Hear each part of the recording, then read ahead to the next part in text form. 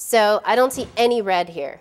So I'm going to, and when I asked you how you felt about red, you said you don't like reds that go toward the purple side of things. So that makes me think you're probably not so interested in like a burgundy like that. That's correct, yeah. Okay. And also when we had this conversation, and when I just called this burgundy, you said you don't know what colors are called.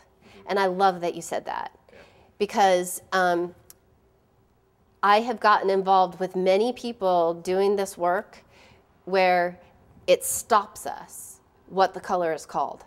It really doesn't matter what a color is called, especially because colors change, which is that relationship piece. We can have a color that when we put something else with it, it looks disgusting. And take that one away and put something else with it, and it looks beautiful. And when it looked disgusting, it looked like muddy brown. And when it looks beautiful, it's purple. So they change and morph depending on what we put with them. And so someone will say to this gray, and this will happen as we go, is that blue or is that green? And my answer is yes. Maybe blue there, maybe green there. And I personally prefer colors that, I don't know, it changes all the time. So, and those to me are the colors that have more depth. So we know we're not going in that direction. So I'm not even going to show you all of these here because I already know you're not going to like them. But how does that feel to you? It looks better. Do you love it, or it's just sort of When you hold it next to the lighter tile, it looks the best. Mm-hmm. When you hold it next to some of the other things, not so much. Not so much. Okay.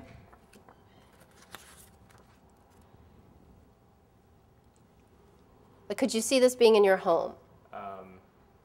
Yeah. Okay. Yeah. Did you like that one better than the last one? Of the three, that was I still like that third one, I think, better than this one. Yeah. Okay. I don't know why.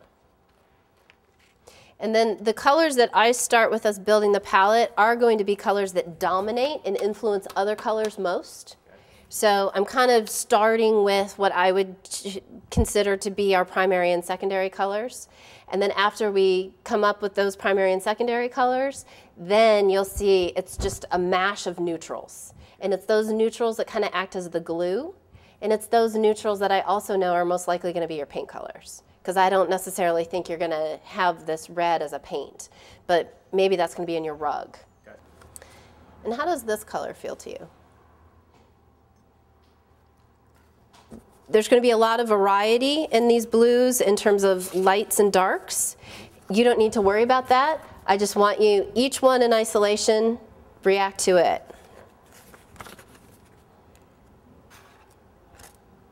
Yeah, I like that.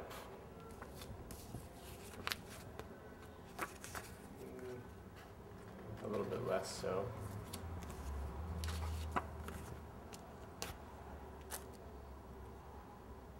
Yeah, I like that. So then, I heard that you liked these three the best. These ones were the kind of mediocre.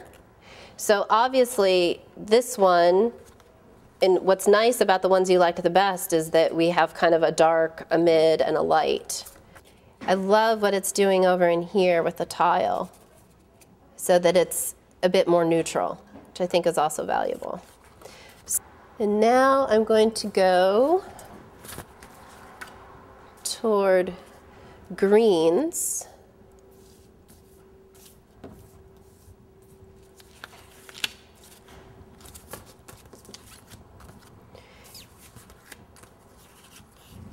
And some of them will look green and some are going to look pretty neutral.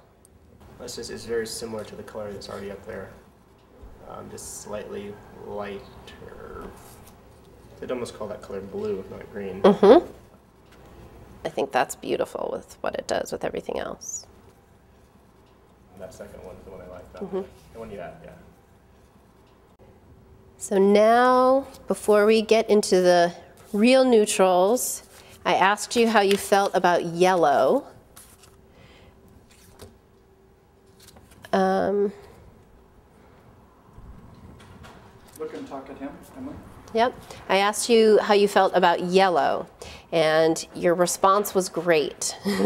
That you like it when it's kind of soft and natural, and that's the thing. Yellow is one of the hardest colors because it's so reflective. People don't understand that when a yellow is in a complete room, how strong it can be because of its reflective quality.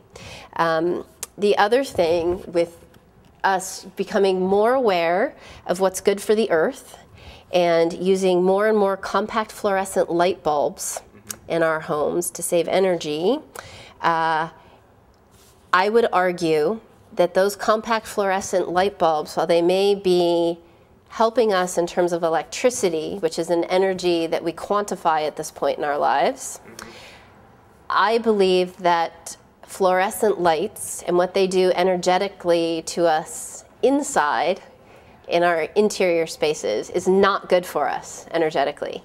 And where that plays out more than anywhere else is with yellows and greens. And so we have a bunch of fluorescent light fixtures in here.